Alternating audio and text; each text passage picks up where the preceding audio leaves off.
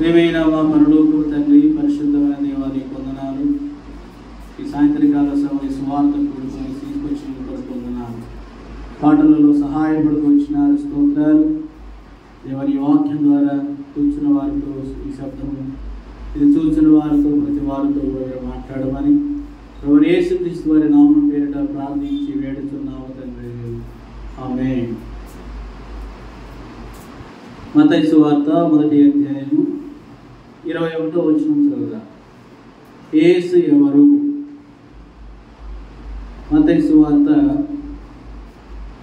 1వ అధ్యాయం 21వ వచనం చూసినట్లయితే, యేసు తన ప్రజలను వారి పాపములను విడిపిస్తాడు కాబట్టి తన ప్రజలు వారి పాపములను ఆయన రక్షించిన కనుక ఆయనకి యేసు అనే పేరు పెట్టబడును. యేసు అనగా అర్థము రక్షకుడు. ఏమంటారు? రక్షకుడు. దేని నుంచి రక్షిస్తాడు? తన ప్రజలను వారి పాపము నుండి ఆయన విడిపిస్తాడు కనుక తన ప్రజలను వారి పాపము నుండి, పాపము నుంచి రక్షించేటటువంటి రక్షకుడు. ఎవరయ్యా పాపులు? భూమి మీద ఉన్న ప్రతి మనిషి కూడా పాపాత్ముడే. దావీదు అన్నాడు, కీర్తన గ్రంథము 51వ అధ్యాయం మనం చూసినట్లయితే, కీర్తన గ్రంథము 51వ అధ్యాయం, దయచేసి మనం బైబిల్ ద్వారా తీసి చదువుదాము. కీర్తన 51వ అధ్యాయము 5వ వచనంలో అంటున్నాడు, నేను పాపములో పుట్టినవాడను, పాపములోనే నా తల్లి నన్ను గర్భము ధరించెను.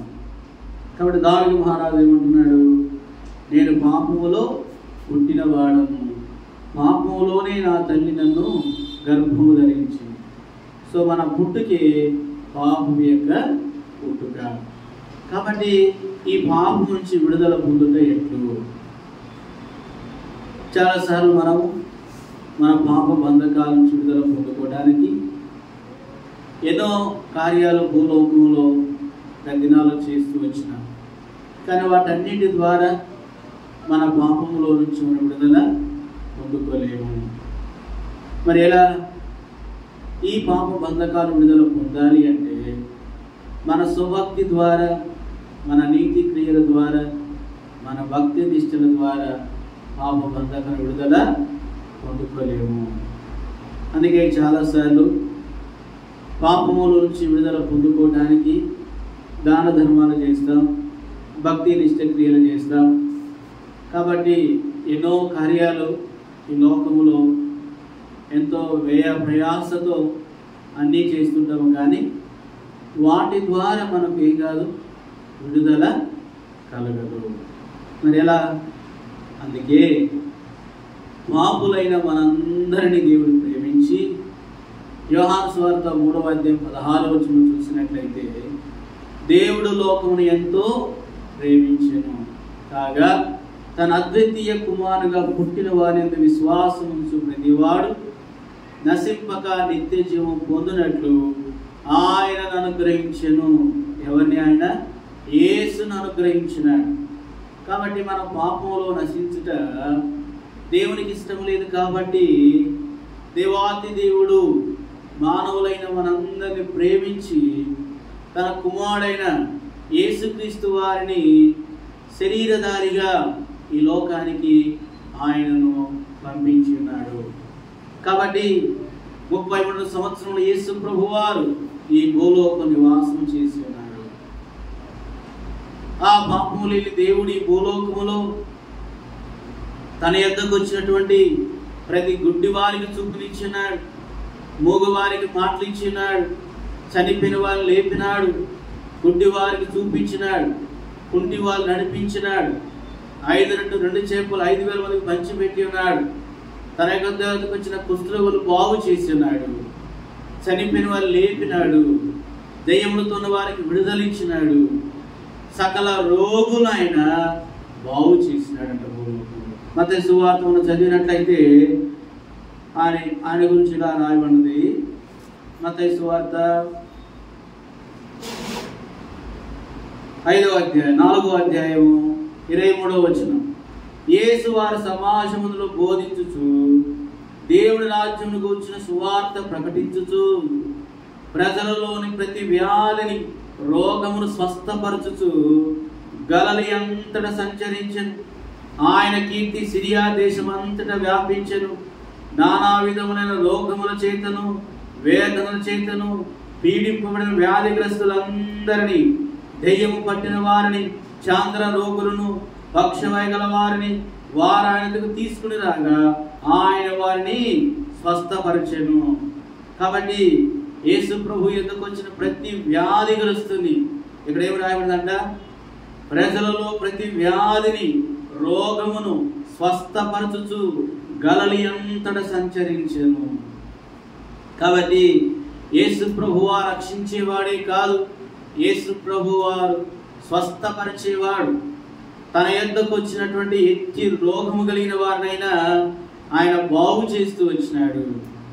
ఈ రాత్రి కాల సమయంలో ఇక్కడ కూర్చున్న నీవైనా, ఈ స్వరం వినుచున్న నీవైనా సరే, వ్యాధితో ఉన్న సరే, నీ రోగానికి మందు లేదా, నీ రోగము ఎన్నో వైద్యుల దగ్గరికి వెళ్ళినా బాగు కావటం లేదా, భయంకర జబ్బుతో పడి ఉన్నావా, దెయ్యములతో పీడించబడుతున్నావా, అనారోగ్య పరిస్థితులతో ఉన్నావా, అలాగే శాతపడి శక్తులతో ఉన్నావా, దెయ్యములతో పీడించబడుతున్నావా, లేకపోతే మానసిక వ్యాధితో, పాప బంధకాలతో, రహస్యమైన పాప బంధకాలు, చెప్పలేని వ్యాధి జబ్బులతో నువ్వు పీడించబడుతున్నా సరే, యేసు యొద్దకు వచ్చిన ప్రతి వ్యాధిని, ప్రతి వ్యాధిగ్రస్తుని ఆయన బాగు చేసి స్వస్థపరచొచ్చినాడు. ఈ రాత్రి కాల సమయంలో నీకు కూడా దేవుడు అవకాశం ఇస్తా ఉన్నాడు. ఇలాగ పిలుస్తా ఉన్నాడు, ప్రయాసపడి భారమోసుకొనుచున్న సమస్త జనులారా. మత్తయి సువార్త 11వ అధ్యాయం 28వ వచనం విధంగా అంటున్నాడు ప్రభు, ప్రయాసపడి భారమోసుకున్న సమస్త జనులారా నా యొద్దకు రండి. ఆయన యొద్దకు వచ్చిన ప్రతి వ్యాధిని, ప్రతి జబ్బును, ప్రతి బలహీనత, ఎంత ఘోర పాపినైనా ఆయన బాగు చేయగలడు. కాబట్టి మిత్రమా, ప్రతి వ్యాధిని బాగు చేస్తూ వచ్చినాడు. కాబట్టి ఈరోజు నువ్వు వచ్చే నీవు విశ్వాసముతో రావాలా, నమ్మకముతో రావాలా.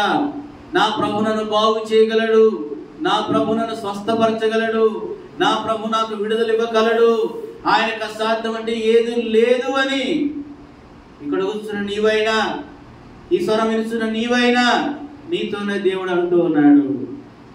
ఈ రాత్రి కాల సమయంలో ప్రభు నిన్ను పిలుస్తా ఉన్నాడు. నీ వ్యాధికి మందు లేదంటున్నావా? ఈ యొక్క బలహీనత నాకు విడుదల కలగదనుకుంటున్నావా? ప్రియమిత్రమా, 12 ఏళ్ల నుంచి ఒక రక్తస్రావ స్త్రీ ఉంది. తన రోగాన్ని పోగొట్టుకోవటానికి, అది భౌతికమైన రోగం, ఆ భౌతికమైన రోగాన్ని పోగొట్టుకోవటానికి 12 సంవత్సరాలు తన దగ్గర ధనము మొత్తం వ్యయపరుస్తూ వచ్చింది. ఎన్నో వైద్యుల దగ్గరికి, ఎంతో మందికి వెళ్ళింది, కానీ తన రోగం పోలేకపోయింది.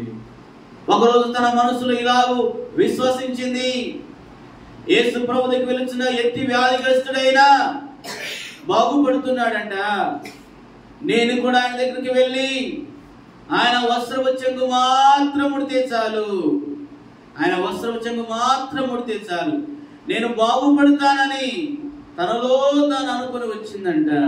చదువుదామా బైబిల్ గ్రంథములో మత్తయి సువార్త 9వ అధ్యాయం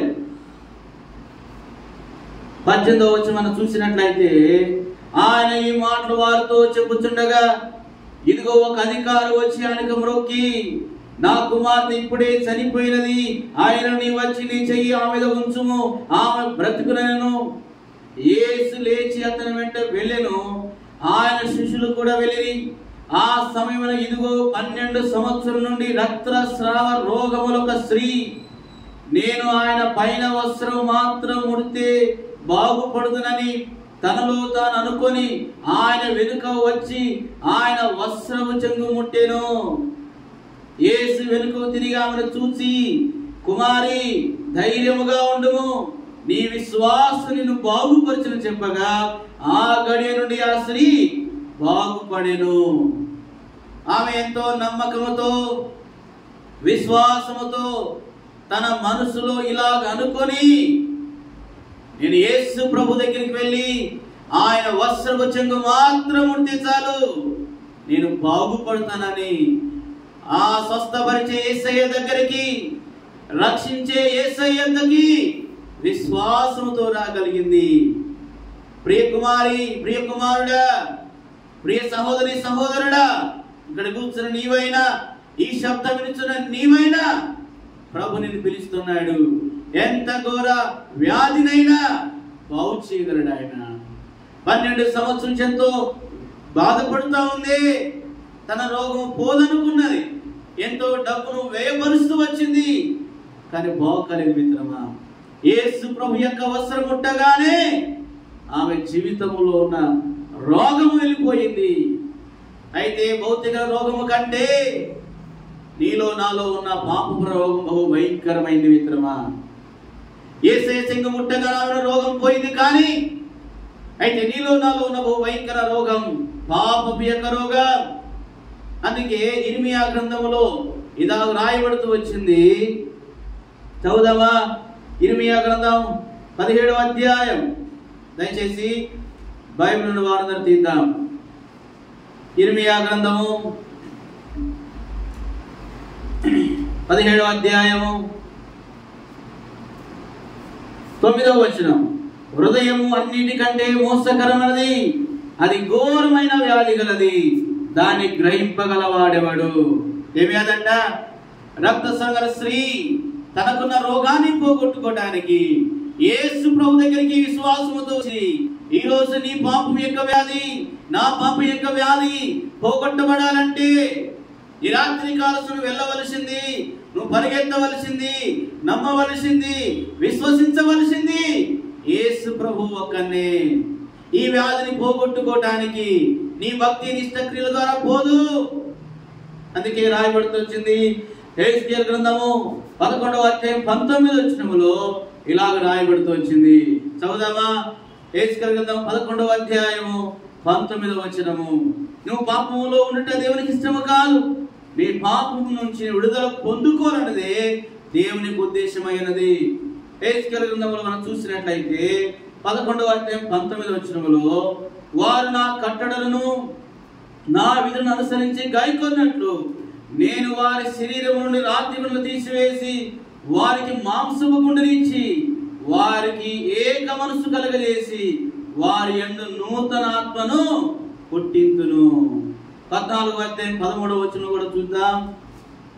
14వ అధ్యాయం 13వ వచనములో 3వ వచనములో, నరపుత్రుడా, ఈ మనుషులు తమ హృదయములలో విగ్రహమును నిలుపుకొని దోషం పుట్టించుచు అభ్యంతరమును తమ ఎదుటనే పెట్టుకొని ఉన్నారు.